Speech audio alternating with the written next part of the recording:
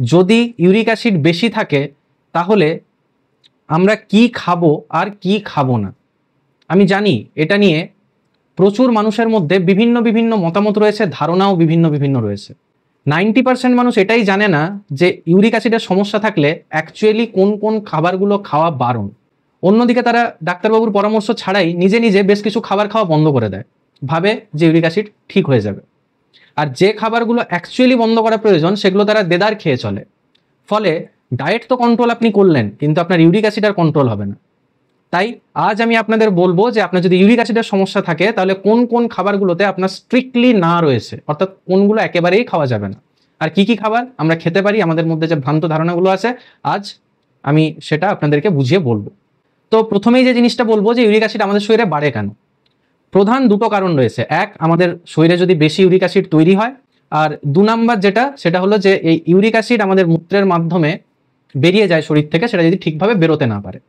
তো এখন যদি আপনার কোনো জেনেটিক ডিসঅর্ডার না থাকে বা যদি আপনার কোনো সিরিয়াস কিছু রোগ অসুখ না থাকে, তাহলে বেশিরভাগ ক্ষেত্রে সাধারণভাবে যে কারণগুলো খুব কমনলি আমরা দেখে থাকি ইউরিক অ্যাসিড বেড়ে যাওয়ার জন্য, তার মধ্যে 1 নাম্বার যেটা সেটা হলো আপনার যদি অতিরিক্ত ওজন থাকে, অর্থাৎ আপনার যদি অতিরিক্ত মেদ থাকে তাহলে কিন্তু আপনার ইউরিক অ্যাসিড বেশি থাকতে পারে। এছাড়া কেউ যদি বেশি অত্যধিক পরিমাণে এক্সারসাইজ করে তাহলেও তার কিন্তু বেসলাইন যে ইউরিক অ্যাসিডটা সেটা কিন্তু একটু হাই থাকতে পারে। সাথে সাথে আপনি যদি অতিরিক্ত পিউরিনযুক্ত খাবার খান তাহলেও কিন্তু আপনার ইউরিক অ্যাসিড বাড়তে পারে। তো এই জায়গাটাই কিন্তু আমাদের টার্গেট এরিয়া, যে অতিরিক্ত পিউরিন জাতীয় খাবার যদি আমরা বেশি খাই তাহলেও কিন্তু অনেক ক্ষেত্রে আমরা অ্যাসিমটোমেটিক থাকি, কিন্তু দেখা যায় যে আমাদের ইউরিক অ্যাসিডটা অনেকটা হাই। তো এই জায়গাটাকে টার্গেট করেই কিন্তু মেনলি আজ আমি বলবো। এছাড়া আমাদের যদি কোনো কারণে ইউরিক অ্যাসিডটা ঠিকভাবে শরীর থেকে বেরোতে না পারে মূত্র দিয়ে, তাহলেও আপনার ইউরিক অ্যাসিড বাড়তে পারে। যদি আপনার কিডনির কোনো সমস্যা থেকে থাকে, আপনার যদি ক্রনিক কিডনি ডিজিজ থাকে, তাহলে আপনার ইউরিক অ্যাসিড হাই থাকতে পারে। সাথে সাথে আপনার যদি ডায়াবেটিস থাকে তাহলেও কিন্তু ইউরিক অ্যাসিডের এক্সক্রিশন যেটা মূত্রের মাধ্যমে সেটা কমে যায়, আপনার ইউরিক অ্যাসিড বাড়তে পারে। যদি আপনার উচ্চ রক্তচাপ থাকে, খুব কমন, আপনার ইউরিক অ্যাসিড বেড়ে যেতে পারে। সাথে সাথে আপনি যদি বেশ কিছু ওষুধপত্র রয়েছে সেগুলো খেয়ে থাকেন তাহলেও কিন্তু আপনার ইউরিক অ্যাসিডের সমস্যা থাকতে পারে। এছাড়াও আরও অনেক নানা ধরনের রোগ অসুখ রয়েছে, সেগুলো ডিটেলসে আমি যাচ্ছি না, আরও অনেক কারণ রয়েছে যার জন্য ইউরিক অ্যাসিড বাড়তে পারে। তো যেটা সব থেকে কমন সেটা নিয়ে আমি আজ আলোচনা করব। তো দেখা যায় যে বেশিরভাগ ক্ষেত্রে ইউরিক অ্যাসিড বেশি থাকলেও তাদের কিন্তু কোনো সিমটমস থাকে না, অর্থাৎ তাদের কোনো উপসর্গ থাকে না। ইউরিক অ্যাসিড বেশি থাকলেই যে আপনার গেঁটে বাত হবে এরকমটা কিন্তু একেবারেই নয়। বা ইউরিক অ্যাসিড বেশি থাকার কারণে তার জন্য যে আপনার শরীরে অন্য কোনো সমস্যা দেখা যাবে, আপনার যে কিডনিতে স্টোন হয়ে যাবে বা আপনার কিডনি খারাপ হয়ে যাবে, এরকমটাও কিন্তু নয়।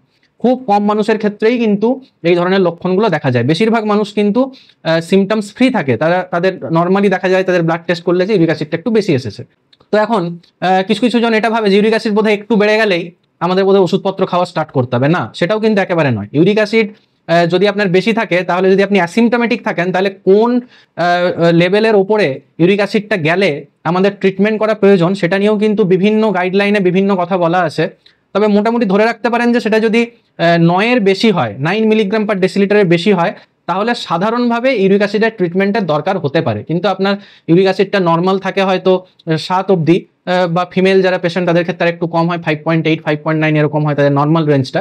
তো সেটার থেকে একটু বেড়ে গেল, যে আপনার 8 হয়ে গেল, তাহলেই যে আপনার ইউরিক অ্যাসিডের জন্য ট্রিটমেন্ট স্টার্ট করে দিতে হবে এরকমটা কিন্তু একবারেই নয়।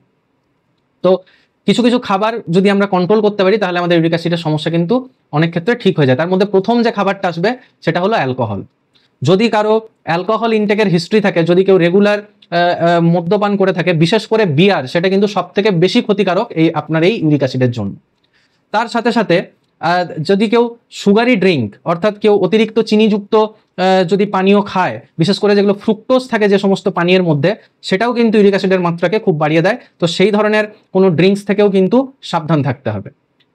এছাড়া দেখা যাচ্ছে যারা বেশি রেড মিট খায় সেখান থেকে কিন্তু ইউরিক অ্যাসিডটা বেড়ে যাওয়ার অনেকটা সম্ভাবনা থাকে। রেড মিট বলতে আমরা কি বুঝি? সেটা হলো গরুর মাংস, শূকরের মাংস আর খাসির মাংস। সাধারণভাবে আমাদের এই অঞ্চলটাতে রেড মিট বলতে আমরা এই 3 জাতীয় মাংসকেই বলে থাকি। তো এই 3 ধরনের মাংস খাওয়ার কিন্তু আপনাদেরকে কমিয়ে ফেলতে হবে। সাথে সাথে সামুদ্রিক যে সমস্ত মাছ রয়েছে সেই মাছগুলোর মধ্যেও কিন্তু প্রচুর পরিমাণে পিউরিন থাকে। সে অতিরিক্ত পিউরিন জাতীয় খাবার খেলেই আপনার কিন্তু ইউরিক অ্যাসিডের সমস্যা ঠিক হবে না। তাই সামুদ্রিক মাছ যেগুলো সেগুলোও খাওয়া কিন্তু আপনাকে কমিয়ে ফেলতে হবে। এছাড়া যে বড় বড় মাছগুলো রয়েছে, যেমন সেটা রুই হতে পারে, কাতলা হতে পারে, ইলিশ হতে পারে, সেই ধরনের যে মাছগুলো সেগুলো আমরা খেতে পারি, তবে সেগুলো আমাদের রোজ খেলে হবে না, সেখানে আমাদের একটা রেস্ট্রিকশন আনতে হবে। হ্যাঁ, এটা নয় যে আপনি একদমই মাছ খাওয়া ছেড়ে দেবেন। মাছ আপনি অবশ্যই খেতে পারেন, সামুদ্রিক মাছ বাদ দিয়ে অন্যান্য যে মাছগুলো যেগুলো স্বাদু জলের মাছ সেগুলো আমরা খেতে পারি, কিন্তু তার যেন একটা লিমিট থাকে, অত্যধিক পরিমাণে যেন আমরা না খাই। যদি আপনি চামড়াযুক্ত মুরগির মাংস খান তাহলে কিন্তু আপনার ইউরিক অ্যাসিডের সমস্যা বাড়তে পারে। এছাড়া তো যে কোনো পশু পাখির ক্ষেত্রে কিডনি, লিভার, হার্ট এগুলোর মধ্যে কিন্তু অতিরিক্ত পিউরিন থাকে। তাই যখন আপনি মাংস খাচ্ছেন তখন এই অর্গানগুলো বা এই অঙ্গগুলো কিন্তু আপনার খাওয়া যাবে না। এরপরে যেটা বলবো যে বিভিন্ন ধরনের শাকসবজি এবং ফলমূল, এটা নিয়েই সব থেকে বেশি ভ্রান্ত ধারণা রয়েছে। অনেকেই বলে নাকি ডাল খেলে ইউরিক অ্যাসিড বেড়ে যায়, অনেকেই বলে আমি নাকি কোনো সবজি খেতে পারবো না, সবুজ শাকসবজি খাওয়া আমার বারণ। এরকমটা মোটেও নয়। যদি শাকসবজির কথা বলি তাহলে পালং শাক, এটা খাওয়া ইউরিক অ্যাসিড রোগীদের জন্য মানা। সাথে হচ্ছে ফুলকপি এবং টমেটো, এই দুটো জিনিস আপনাদেরকে একটা মডারেট পরিমাণে আপনারা খেতে পারেন, কিন্তু অত্যধিক না খাওয়াই ভালো। এছাড়া বাকি যে ধরনের শাকসবজিগুলো থাকে সেগুলো কিন্তু আপনি নির্দ্বিধায় খেতে পারেন। এরকম কোনো গবেষণা পাওয়া যায়নি যেখানে বলা হয়েছে যে ডাল খেলে ইউরিক অ্যাসিড বেড়ে যায়। না, ডেফিনেটলি ডালের মধ্যে পিউরিন থাকে, কিন্তু সেটা এতটা বেশি থাকে না যে সেটা আপনার ইউরিক অ্যাসিডের মাত্রাকে বাড়িয়ে দিতে পারে। তাই আপনি যে কোনো ধরনের ফলমূল খেতে পারেন এবং শাকসবজিও খেতে পারেন, শুধু একটু ফুলকপি, ব্রকলি, পালং শাক এবং টমেটো এগুলো থেকে আপনি একটু দূরে রাখবেন। বাকি ফলমূল, শাকসবজি আপনি খেতে পারেন। ইনফ্যাক্ট কিছু কিছু ফলে প্রচুর পরিমাণে ভিটামিন সি থাকে, তারা কিন্তু আবার ইউরিক অ্যাসিড কমাতে সাহায্য করে। সেই জিনিসটাও কিন্তু আমাদের ভুলে গেলে চলবে না। এরপরে আর একটা কনফিউশন মানুষের মধ্যে থাকে যে আমরা কোনো মিল্ক জাতীয় প্রোডাক্ট খেতে পারবো কিনা। এটা নিয়ে জানি যে প্রচুর মানুষের মধ্যে ভ্রান্ত ধারণা রয়েছে, কিন্তু এরকমটা নয়। আপনি যে কোনো ধরনের মিল্ক এবং মিল্ক রিলেটেড যে সমস্ত প্রোডাক্টগুলো সেগুলো কিন্তু আপনি খেতে পারেন, তাতে আপনার ইউরিক অ্যাসিড কিন্তু বাড়বে না। ইনফ্যাক্ট যদি কেউ দই খায় সেটা কিন্তু ইউরিক অ্যাসিড কমাতে অনেকটা সাহায্য করে। তো আজকে আপনারা বুঝতে পারলেন যে কোন কোন খাবারগুলো আপনাদের ইউরিক অ্যাসিডের জন্য খারাপ, সেগুলো থেকে দূরে থাকবেন, আর কোন কোন খাবারগুলো আপনারা নির্দ্বিধায় খেতে পারেন। যদি আপনাদের ভিডিওটি ভালো লেগে থাকে তাহলে অবশ্যই অনেক লাইক, শেয়ার আর কমেন্ট করুন, এবং এইভাবে আপনার হেলথের ছোট ছোট বিষয় নিয়ে আপডেটেড থাকার জন্য অবশ্যই আপনারা আমার চ্যানেলটি সাবস্ক্রাইব করুন। সবাই সুস্থ থাকবেন, ভালো থাকবেন। পরবর্তী ভিডিওতে আবার আপনাদের সাথে দেখা হবে। নমস্কার।